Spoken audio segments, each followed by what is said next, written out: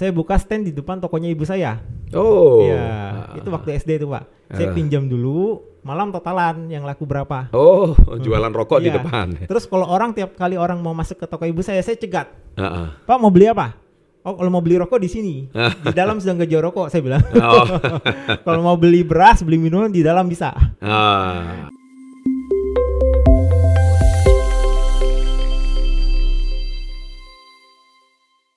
Oke, sahabat entrepreneur, salam hebat luar biasa. Welcome to channel Success Before 30 di dalam acara kami Level Up Podcast. Ya, dan hari ini kita kedatangan tamu yang istimewa. Tamu kita spesial, pengusaha asal Samarinda. Samarinda Pak. Samarinda, tapi beliau sudah menetap di Surabaya. Surabaya. Pengusaha Jawa Timur, dan beliau saat ini memimpin sebuah organisasi bernama GCI. Ya. GCI singkatannya apa ya? Junior Chamber International. Junior Chamber International dari Jawa Timur, dan beliau kebetulan lokal presiden ya. Lokal presiden. Oke, dan senang sekali kita bisa datang di acara Success Before 30 Podcast. Siap. Bernama Level Up. Ya, kenapa Level Up? Karena dengan menonton channel kami, level Anda akan up. Supaya Anda level up. Oke, apa kabar nih Pak Joni? Hebat luar biasa. Hebat luar biasa. Wah, beliau udah ngerti nih slogan kita ya. Oke, kita harus mau setiap hari hebat luar biasa. Harus setiap hari. Ngomong-ngomong, udah lama nonton channel Success Before 30? Sudah lama banget Pak. Jadi sudah lama. Kenal Bapak tiap hari saya lihat YouTube ini kenapa ada video-video yang memotivasi gitu. Iya. Tiap hari kita langganan. Waduh, terima kasih. Jadi udah lama ya nonton ya. Luar biasa lama. Oke, thank you. Dan bermanfaat nggak untuk kehidupannya Pak Joni, untuk bisnisnya, untuk apa gitu? Sangat bermanfaat Pak. Karena kan kita seperti istilahnya pisau. Kalau nggak diasah itu tumpul. Jadi tiap hari harus diasah. Seperti gitar juga tiap hari harus di stem ulang. Jadi sama seperti kita juga bekerja setiap hari. Kalau belajarnya cuma sekali itu lama-lama tumpul. Jadi tiap hari harus belajar, entah baca buku ataupun melihat dari YouTube karena zaman sekarang kan sudah zaman digital. Salah satunya ya SB30 ini yang jadi makanan saya setiap hari Pak. Mantap. Nah ini sekarang kita pengen ngobrol nih ya. Nah oke Pak Joni, jadi welcome to channel Success Before 30 ya. Pak, terima kasih. Ngobrol-ngobrol, ini Pak Joni ini usianya berapa ini sekarang ini? 33 Pak. Waduh, masih muda banget. Jadi masih cocok masuk ke channel Success Before 30 ini. Tapi kayaknya banyak subscriber kita itu minder yang sudah di atas 30. Wah, gue belum sukses nih di atas 30. Nah, ini sebetulnya sekali lagi saya katakan bukan salah channel kami gitu ya kan. Karena channel kami baru ada di YouTube 6 tahun 7 tahun yang lalu. Nah, jadi boleh ngomong sedikit masa kecilnya ini. Memang basicnya keluarga pengusaha atau gimana? Waktu kecil itu gimana? Sebenarnya keluarga pengusaha enggak Pak, karena kan saya berasal dari keluarga yang biasa-biasa saja. Maksudnya dari segi ekonomi bukan yang sangat berkecukupan, enggak. Kita dari Samarinda itu pertama saya tinggal di kampung, SD-nya itu di kampung. Jadi kalau mau itu di atas hutan Pak. Jadi kalau mau ke sekolah di SD itu harus turun gunung. Oh, iya. Boleh disebutkan nama tempatnya apa itu? Lobakung. Lobakung. Ya. Silakan tulis di kolom komen para sahabat SB30 yang asalnya Lobakung. Ya, itu ini ada orang satu kampung sama kalian ini lagi masuk ke channel ini. Oke, itu dari usia berapa sampai usia berapa itu di sini? Dari lahir sampai kelas 2 SD. Sampai kelas 2 SD. Oke, itu jadi sekolah di situ karena keterbatasan. Benar-benar di tengah hutan, Pak. Ya jadi sampai kalau pulang tuh sering ketemu ular. Oh, gitu. Jadi sampai di rumah tuh kadang ada ular juga. Jadi kadang masuk kan kita naik gunungnya itu bukan di jalan kayak di jalan raya Pak. Jadi bener-bener tanah masuk dalam hutan. Jadi saya kalau dari kecil tuh naik itu kan kadang namanya anak-anak kan segala sesuatu bisa dijadikan permainan. Jadi naik itu ya kayak lompat-lompat sambil. Jadi naik ke atas itu sudah pegang pohon di kanan, pegang pohon di kiri, pegang pohon di kanan lagi, pegang pohon di kiri. Jadi tiba-tiba kenapa saya lihatnya kan ke bawah Pak naiknya sambil lihat tanah kan, kenapa ada bunyi terus saya lihat ke atas di depan saya 1 meter sudah ada kayak ular kobra gitu. Wah, itu berbisa itu ya? Kurang tahu Pak, untung waktu itu nggak sempat dipatok. Terus saya langsung lompat ke bawah, udah terguling-guling sampai ke bawah itu sudah darah semua habis. Waduh, itu pernah pengalaman kayak gitu. Itu SD itu ya? SD kelas 1 SD itu Pak. Kelas 1 SD. Iya. Wah, ngeri. Terus itu setiap hari juga mainannya masuk ke hutan tinggalnya sama petualang. Orang-orang lokal atau gimana ya ceritanya? Masyarakat setempat atau gimana itu? Masyarakat setempat, cuma memang Masyarakat. kebetulan yang di daerah kawasan rumah saya tuh paling tinggi gitu loh. Jadi agak Kalau sekolah itu SD itu isinya satu kelas berapa orang itu? SD negeri kah? SD swasta negeri, kah? Pak, SD negeri. SD negeri Karena ya? itu kan di kampung banget. Di kampung ya? Itu berapa orang satu kelas waktu itu? 20 seperti sekitar SD 20. negeri ya, 20 orang ya? Itu beraneka ragam agama, suku, Oh iya Pak. kumpul beraneka. jadi satu Iya, gitu ya? Beraneka Luar ragam biasa. semua. Sekarang kayaknya sudah mau jadi ibu kota negara itu ya? Ya. Oke, jadi sampai kelas 2 SD. Terus orang latar belakang ayah apa pekerjaannya saat itu? Latar belakang ayah profesional. Jadi jadi karyawan, Pak. Karyawan ikut di sebuah perusahaan kayu kebetulan waktu itu. Seperti itu. Jadi yang bagian meninjau kayu-kayu. Jadi sering ke pedalaman juga. Jadi kita sering ditinggal. Sering ditinggal ya. Oke. Terus ngobrol-ngobrol soal tentang apa ya? Waktu SD kelas 2. Kemudian kelas 3-nya kemana? Kelas 3-nya kebetulan pindah, Pak. Jadi karena memang kan sudah terlalu memang kawasan tinggalnya tuh hutan banget, Pak.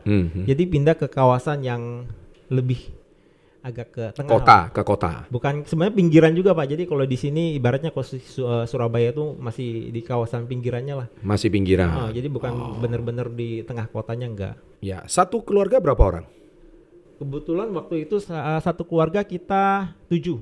Saya ada 5 saudara. 5 saudara. Oke. 5 saudara. 5 saudara ada 7. Ya, 7 5 gimana maksudnya? Ayah sama ibu kan 2. Oh ya, ada 5 saudara ya. Oke. Anak keberapa ini? Anak kelima. Oh, anak paling bungsu. Wah, hebat ini ceritanya. Oke, terus jadi nggak ada background bisnis sama sekali ya? Nggak ada, Pak. Orang tua seorang profesional lah ya, kerja di perusahaan kayu gitu ya. Ya, terus ibu rumah tangga waktu itu. Ibu rumah tangga.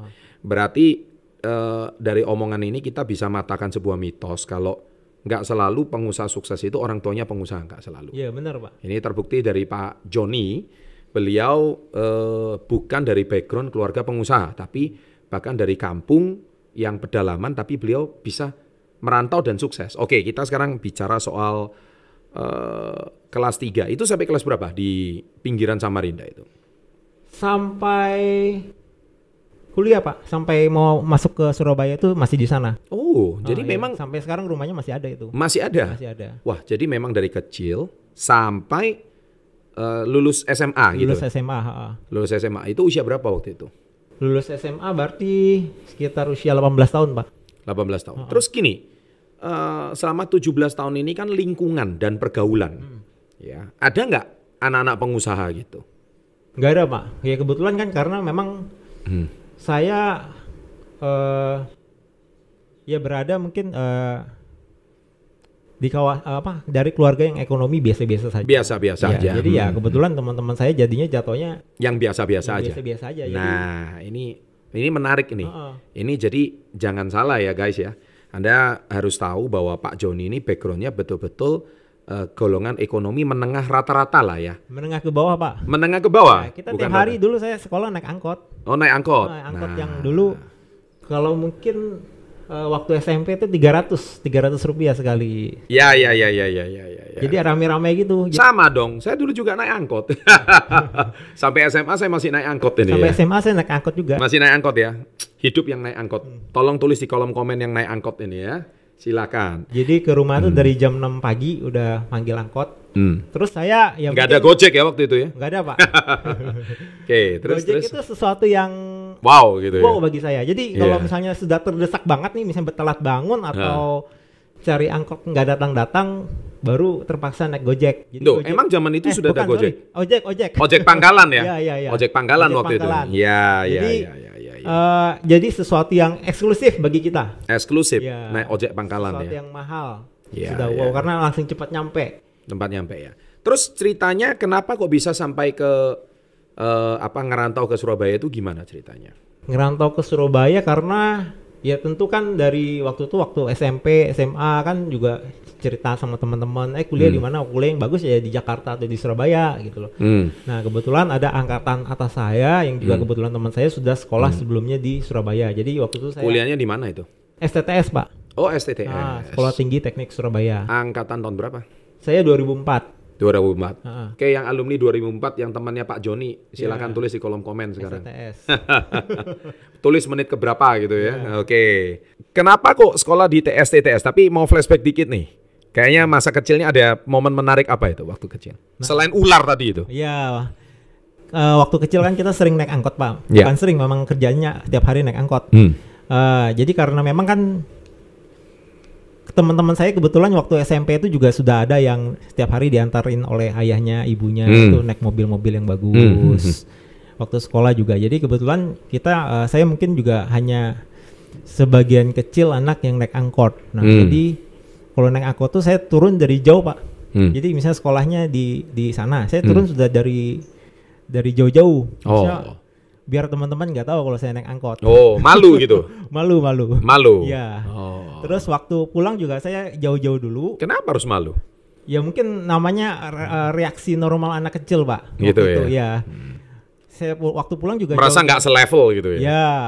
Waktu pulang saya juga jauh-jauh, Pak. Waktu menjauh dari sekolah dulu baru cegat angkot dan itu bisa sejam, setengah jam. Nah, waktu saya nunggu lama itu ya dalam hati saya terus tergambarkan saya nggak boleh seperti ini terus.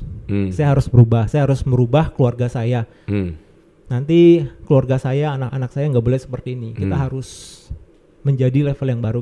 Saya juga suatu hari harus bisa beli mobil, saya juga harus bisa memberikan yang terbaik untuk keluarga. Itu dari kecil sudah muncul terus. Ternyata sejak kecil Pak Joni sudah punya, kalau istilah saya tuh software. Softwarenya orang sukses gitu. Jadi software itu sudah ada gitu ya. Pengen hidup lebih baik gitu ya. Pengen hidup lebih baik. Nah, oke. Itu yang membuat saya sampai hari ini. Jadi ada panggilan kecil itu. Seperti kayak gitu ya. Itu pernah terinspirasi dari apa? Kan zaman itu belum ada YouTube kan? Nggak ada. Kok pengen menjadi orang sukses? Itu kan anak SMA ya? Atau SMP, Pak. SMP tapi sudah punya satu kemauan seperti kayak gitu, itu yang memicunya apa gitu? Ya saya normalnya kan anak SMP nih, kita bicara level anak SMP. Itu pemicunya apa? Karena ini penonton kita juga ada beberapa anak SMP. Nah, kalau misalkan anak-anak SMP yang nonton channel kami, Anda sudah punya software ini yang disampaikan sama Pak Joni ini, Anda bisa jadi Pak Joni berikutnya loh. Apa yang pemicu Anda waktu itu? Nonton film kah atau apa? Ingin baca hidup buku lebih baik aja, Pak. Karena kan mereka bisa, kenapa saya nggak bisa? Mereka bisa pakai naik mobil yang mewah, saya juga bisa. Keren ya. Jadi ada kata kalau orang lain bisa, saya juga pasti bisa. Bisa nggak bisa harus bisa, Pak. Bisa nggak bisa harus bisa. Ini ternyata ada sebuah mindset atau cara berpikir yang sangat positif dari seorang anak SMP bernama Joni gitu ya ceritanya. Dan beliau ternyata sudah punya bibitnya itu sejak SMP. Bagus sekali. Itu pemicunya ya, triggernya waktu SMP. Benar, Oke, sampai ke Surabaya. Yeah. Itu kan biaya sekolah kan di Surabaya lebih tinggi dong daripada Samarinda. Itu biaya dari mana itu? Nah, kebetulan kalau saya dari SD, dari waktu saya pindah ke kelas 3 kan pindah ke pinggiran. Betul. Terus kebetulan ibu buka toko kecil-kecilan, Pak. Toko sembako gitu. Toko sembako. Nah, toko sembako kecil-kecilan, saya kan tiap hari bantu jaga. Ya. Kadang namanya anak kecil waktu itu tiap hari sukanya main, Pak. Ya. Jadi baru jaga sebentar sudah hilang. Main sepeda sama anak-anak. Saya main sepeda juga ke gunung. Ya. Nah, terus biar waktu itu semangat, nggak tahu saya tuh pinjem rokoknya ibu.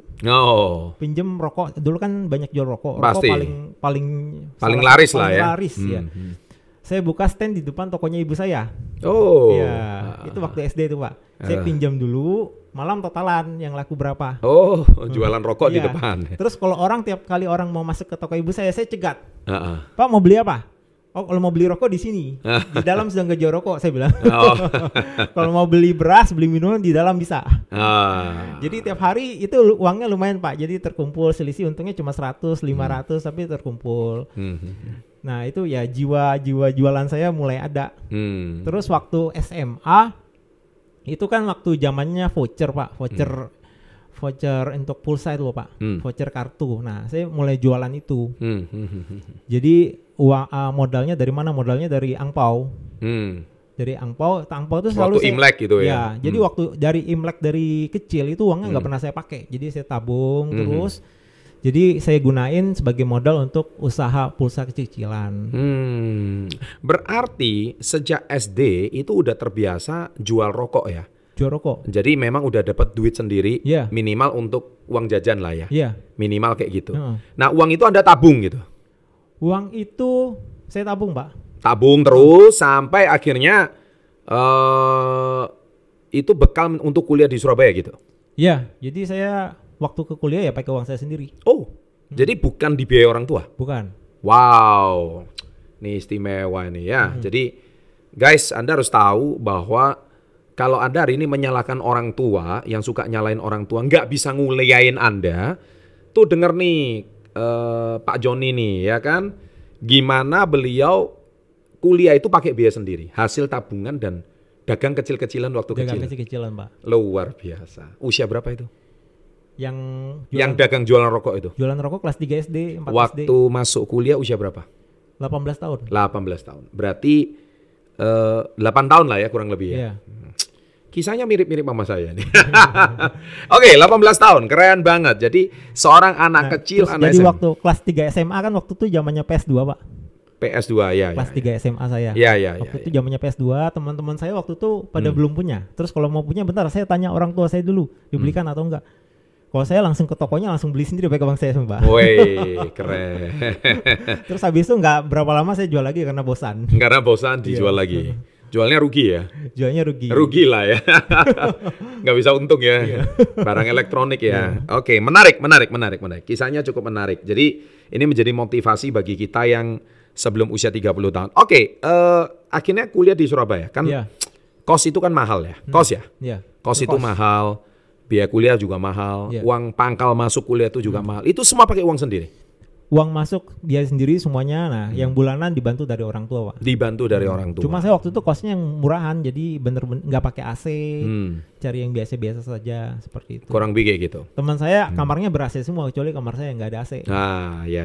Di Surabaya memang kos. Berapa itu biaya kosnya itu? Kurang lebih. Masih ingat nggak? 400.000. 400.000. Itu dapat apa? Nasi putih kah atau apa? Nasi putih tapi yang kualitas sudah low, Pak. Low. Ya. Dapat free cucian atau apa? Free cucian. Free cucian. Itu yang anak kos pasti ngerti gitu ya. 400.000 Tapi mungkin. gedung lama ya itu, Pak ya. Bukan gedung modern minimalis loh. Dan Anda harus dengar Gedung kalau itu kuno. kota Surabaya ya, kota besar, bukan kota kecil. Mungkin bagi kota kecil 400.000 itu udah mahal banget. Iya. Ini kota besar. Kota besar 400.000 itu terhitung sangat rendah ya. Oke, jadi suka dukanya itu waktu di kampus itu murni sekolah atau sudah mulai berbisnis itu? Kebetulan murni sekolah, Pak. Murni Sekolah dan bermain. Bermain. Iya. Jadi sampai mau lulus. Sampai mau lulus. Semester berapa itu? Semester 7.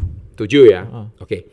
Setelah semester 7, jadi kepikirannya itu gimana? Setelah tamat mau ngapain atau gimana gitu?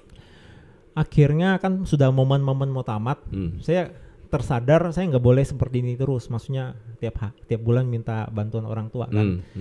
Jadi saya stop, saya bilang ke orang tua saya, jangan kirimin uang saya lagi. Itu pada saat semester ke-7.